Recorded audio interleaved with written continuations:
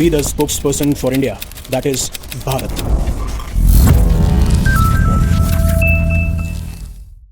एक वीडियो बहुत तेजी से वायरल हो रहा है सोशल मीडिया के ऊपर, जिसने काफी सारे सवाल खड़े कर दिए हैं, खासकर उस विजिट को लेके जहां पे पाकिस्तान और इवन कतर का डेलीगेशन स्विट्जरलैंड में पहुंचता है, क्योंकि यूएस और ईरान अपना first round of negotiation complete कर रहे थे। जिस तरीके से काफी लंबे टाइम तक, यानी 100-110 दिन से भी ज्यादा, हमें मिडिल ईस्ट के अंदर टेंशंस एस्केलेट होती हुई दिख रही थी, और सब यही अनुमान लगा रहे थे, स्पेकुलेट कर रहे थे कि अब हमें शांति, पीस, प्रॉस्पेरिटी मिडिल ईस्ट में देखने को मिलेगी।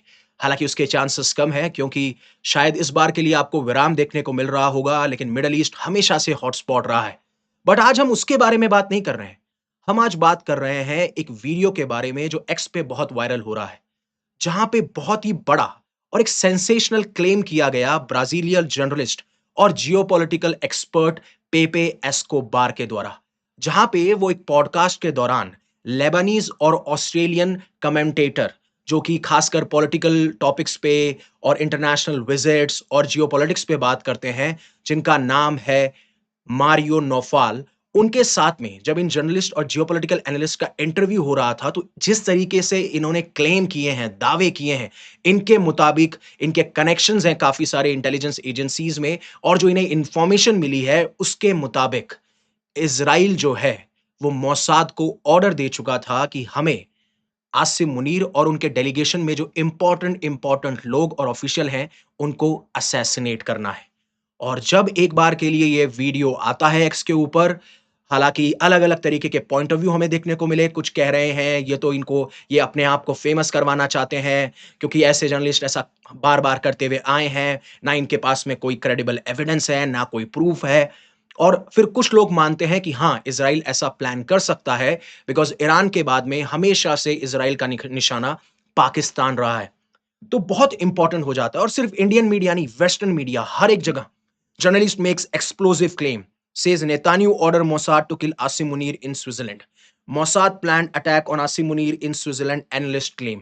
और वन बाय वन आप देखेंगे ये वीडियो बहुत वायरल हो रहा है, और थोड़ी ही देर में मैं आपको ये क्लिप भी दिखाऊंगा, और फिर हम समझेंगे कि इन्होंने जो जो बातें कही हैं, या जिस जिस तरीके से बातें कही हैं, जिन जिन प्लेयर का नाम लिया है, जिन जिन देशों का नाम लिया है, अगर एक्चुअली में ये असैसिनेशन होता तो सिचुएशन किस तरफ जाती।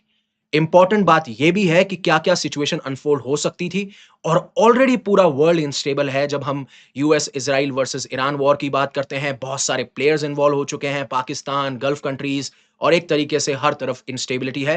And it's a good thing कि हमें स्विट्जरलैंड से कोई पॉजिटिव आउटकम देखने को मिला है। बट उससे पहले आप एक बार के लिए वीडियो देखिए।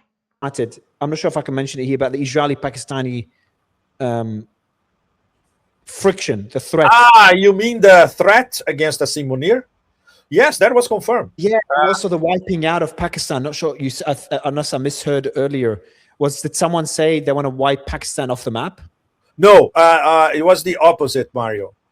Basically, the short story is Pakistani military intel, they intercepted ultra credible information that the Mossad was preparing under orders by Netanyahu an assassination attempt against Asim Munir and maybe the rest of the Pakistani delegation going to Switzerland. So the Pakistanis sent a direct message via the usual intermediaries. I would bet it would be Oman in this case, directly to Israel saying, if you touch our delegation, we're going to wipe you off the map, period. अब आपने ये video देख लिया होगा, जहां पे ये Brazilian journalist और जियोपॉलिटिकल एनालिस्ट पेपे एस्कोबार इस क्लेम को करते हैं, और फिर आपको कंट्रोवर्सी देखने को मिलेगी। और खासकर ये क्लेम तब आया जब पाकिस्तान और कतर की तरफ से डेलीगेशन स्विट्जरलैंड पहुंच जाते हैं, जहां पे जिस तरीके से मैंने आपको बताया कि पहले राउंड ऑफ नेगोशिएशन होने थे, जिस तरीके से वेस्ट एशिया या मिडिल ईस्ट के अंदर आपको बहुत ज्यादा कन्फ्लिक्ट देखने को मिल रहा था इस वॉर की वजह से। वन बाय वन इसको डिकोड करते हैं कि इन्होंने किन किन देशों के नाम लिए, किस तरीके से इन्होंने सिचुएशन को बताया है, और पाकिस्तान ने कैसे रिस्पॉन्ड किया, और अगर ये असैसिनेशन होता तो हमें क्या सिचुएशन देखने को मिलती। बट उससे पहले मैं सबका ध्यान पाकिस्तान ऑक्यूपाइड कश्मीर पे लाना चाहूंगा, जो पाकिस्तान ने इलीगली ऑक्यूपाई कर रखा है, और उनका सिर्फ एक काम है जो वो नहीं कर रहे हैं, और बाकी सारे काम वो करते जा रहे हैं। वो एक काम ये है कि आपने जो इल्लीगली ऑक्यूपाई कर रखा है उसको आप वेकेट कर दीजिए। अब आप काफ़ी हफ्तों से काफ़ी रिपोर्ट्स, काफ़ी वीडियोज़ देख रहे होंगे जिस तरीके से पीओके के अंदर एंटी गवर्नमेंट प्रोटेस्ट बढ़ते जा रहे हैं, खासकर पाकिस्तानी सरकार को लेके।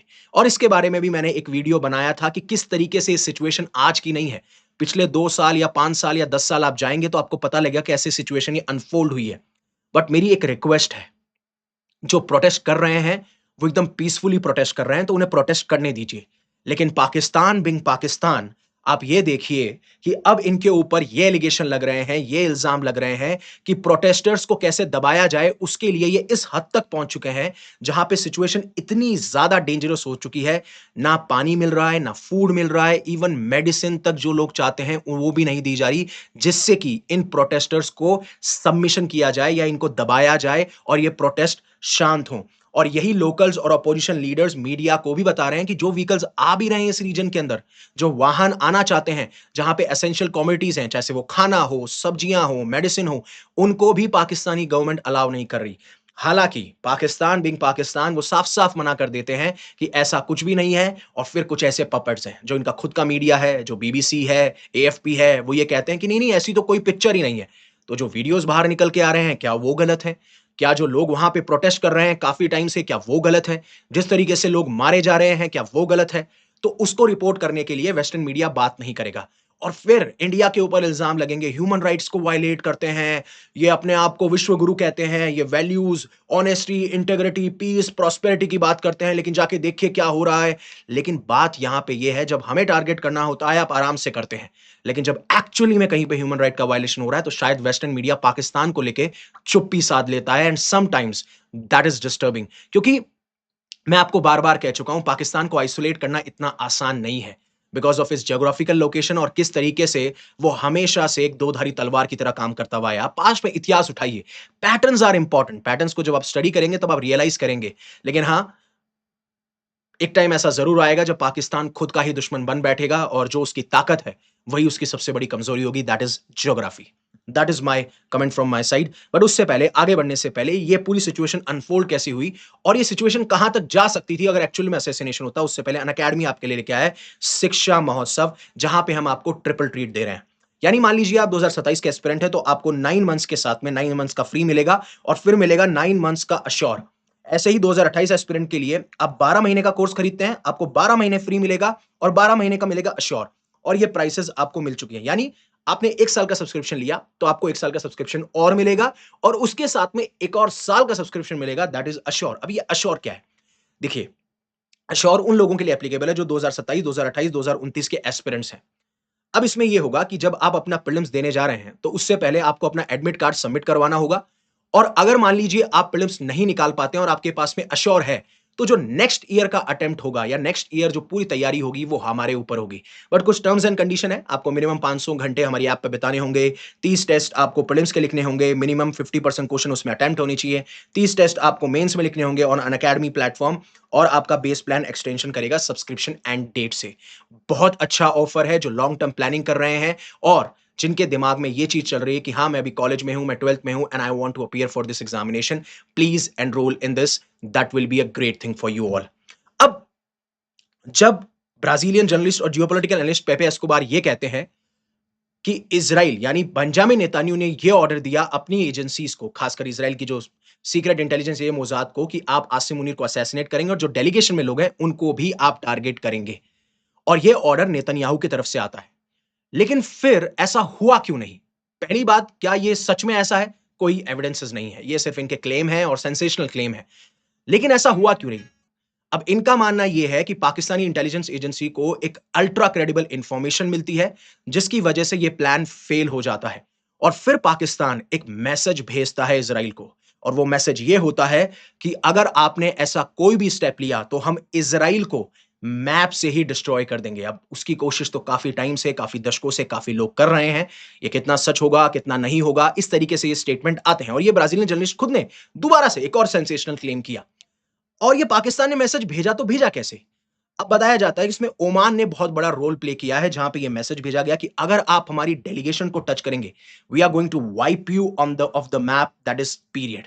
और इजराइल और पाकिस्तान के रिश्ते कैसे रहे हैं मुझे समझाने की जरूरत नहीं है। आपने बार-बार देखा है कोई ट्रस्ट नहीं है, कोई भरोसा नहीं है, इज़राइल पाकिस्तान को ट्रस्ट नहीं करता, पाकिस्तान इज़राइल को ट्रस्ट नहीं करता, पाकिस्तान इज़राइल को रिकॉग्नाइज़ भी नहीं करता और अगर आप इनके रिलेशन देखेंगे, कभी भी इनके कोई ऑफिशियल डिप्लोमैटिक रिलेशन नहीं रहे हैं। और इवन 1947 में जब यूनाइटेड नेशन ने एक पार्टीशन प्लान दिया था पैलेस्टीन के लिए, तब भी पाकिस्तान ने इसके खिलाफ वोट किया था और वो इज़राइल को रिकॉग्नाइज़ ही नहीं करते, इज़राइल को स्टेट ही नहीं मानते और इसका सबसे अच्छा सबूत है उनके पासपोर्ट।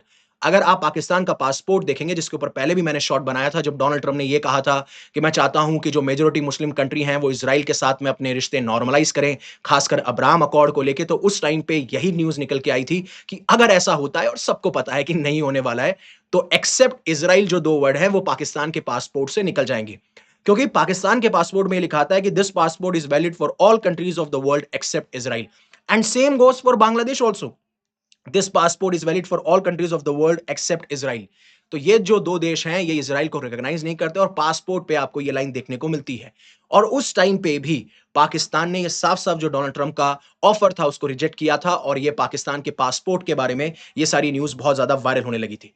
लेकिन एक खास बात आपको बताऊँ, 2018 में जब बेंजामिन नेतन्याहू इंडिया आ रहे थे, इंडिया के ऑफिशियल विजिट पे आ रहे थे, उस टाइम पे बेंजामिन नेतन्याहू ने साफ-साफ ये कह दिया था कि हम पाकिस्तान को अपना एनिमी नहीं समझते हैं, दुश्मन नहीं समझते हैं और पाकिस्तान को भी ऐसा करना चाहिए। बट ऐसा होता नहीं है। ऐसी सिचुएशन कभी भी हमें देखने को नहीं मिली। कई बार फॉरेन मिनिस्टर, कई बार इनके डिफेंस मिनिस्टर, कई बार इज़राइल के प्राइम मिनिस्टर बेंजामिन नेतन्याहू ने कहा है कि after Iran we will target Pakistan और पाकिस्तान बार-बार प्रूव भी करता हुआ आया है। जिस तरीके से इज़राइल को एक वॉर क्राइम कंट्री बोलता है, बेंजामिन नेतन्याहू को एक टेररिस्ट बोलता है और कैसे बार-बार ये देखा गया है कि जब भी गाज़ा पट्टी पे, अभी भी गाज़ा स्टेबलाइजेशन फोर्स की बात हुई थी, तो हिपोक्रेसी इतनी है कि वो अपनी फोर्सेस भेजने को रेडी हो गए थे, लेकिन इंटरनली उन्हें इतना प्रोटेस्ट देखने को मिला, जिसके बाद वो ऐसा नहीं कर पाए। क्योंकि डोनाल्ड ट्रम्प का प्रेशर उस टाइम पे भी बहुत ज़्यादा था। और जहां तक ये जो ब्राज़ीलियन जर्नलिस्ट के क्लेम हैं, उनको साफ-साफ पाकिस्तान ने कंप्लीटली नॉनसेंस और एब्सोल्यूटली रबिश बताया है कि ऐसे कोई भी एलिगेशंस, इन एलिगेशंस को साफ-साफ रिजेक्ट कर दिया गया और कहा गया कि ऐसी कोई भी बात नहीं थी। जो शहबाज शरीफ है या जो आसिम मुनीर है, उन्होंने अपनी स्विट्जरलैंड की विजिट आराम से कंप्लीट करी, कोई सिक्योरिटी थ्रेट देखने को नहीं मिला। ना हमें स्विट्जरलैंड सिक्योरिटी एजेंसीज ने कुछ ऐसा बताया, ना हमें अमेरिकन एजेंसीज ने कुछ बताया और हमारी इतनी जो सिक्योरिटी एजेंसीज थी, वो इतनी एक्टिव थी कि ऐसा होना पॉसिबल ही नहीं था। लेकिन सवाल ये है कि अगर एक्चुअली में अगर ऐसा मान लीजिए कि मोसाद पाकिस्तान के टॉप मोस्ट ऑफिशियल या डोनाल्ड ट्रम्प के फेवरेट फील्ड मार्शल को असैसिनेट कर देते, ये one of the most aggressive action होता इजराइल की सीक्रेट इंटेलिजेंस एजेंसी मोसाद के द्वारा। क्योंकि आप जब पहले देखेंगे ना, तो इजराइल की एजेंसी मोसाद ने हिजबुल्लाह के कमांडर, हमास के कमांडर, ईरान के न्यूक्लियर साइंटिस्ट, आईआरजीसी कमांडर, इन सबको टारगेट किया है। बट अगर आप किसी के टॉप मोस्ट ऑफिशियल को टारगेट करो, वो भी पाकिस्तान को, और वो भी जो सबसे ज्यादा ताकतवर इंसान हो इस टाइम पे पाकिस्तान के अंदर, और खासकर जब पाकिस्तान एक न्यूक्लियर आर्म कंट्री है, तो आपको ये एक एक्ट ऑफ वॉर देखने को मिलेगा और वो शायद इजराइल नहीं चाहेगा इस टाइम पे। जिस तरीके से कॉम्प्लिकेशन वो लेबनान में फेस कर रहा है हिजबुल्लाह के खिलाफ, ईरान के साथ में फेस कर रहा है, वो एक और फ्रंट नहीं खोलना चाहेगा। And that's why I believe कि इस न्यूज में ज्यादा वजन नहीं है, ज्यादा ग्रेविटी नहीं है, और बट मैं इसके बारे में कुछ क्लेम नहीं कर सकता हूं। और दूसरा, जब हम ओमान की बात करते हैं, तो ओमान हिस्टोरिकली भी ऐसे नेगोशिएशन डायलॉग्स को फैसिलिटेट करने में काम आया है, जैसे वो यूएस ईरान के बीच में हो, इजराइल हमास लीडर्स के बीच में हो, या बीच बीच में गल्फ स्टेट में भी जब कभी राइवलरी हो जाती है सऊदी अरेबिया यूएई के बीच में, चाहे उसको सुलझाना हो, ऐसा रहा है। और अगर ये स्विट्जरलैंड की धरती पे होता, तो एक तो उनकी अथॉरिटी को वायलेट किया जाता, और स्विट्जरलैंड जो कि हमेशा न्यूट्रल वेन्यू माना जाता है, इंटरनेशनल नेगोशिएशन होस्ट किए जाते हैं, उसकी पूरी की पूरी रेपुटेशन डैमेज हो सकती थी। तो ये सारे पहलू थे जो मैं आपको समझाना चाहता था, बताना चाहता था। आपका क्या पॉइंट ऑफ व्यू है? क्या एक्चुअली में कोई प्लान हुआ होगा, या प्लान हुआ होगा तो इजराइल क्या चूकता और इजराइल इस टाइम पे ये स्टेप लेने की कोशिश करता? आप प्लीज कमेंट सेक्शन में जरूर बताइएगा, और ऐसी अपडेट्स के लिए हमारे चैनल को प्लीज सब्सक्राइब करना मत भूलिए। Thank you very much for giving me your precious asset, that is your time. Stay safe, stay happy, take care. जय हिंद, जय Bharat, and always remember one thing, live in such a way that universe will be proud of you.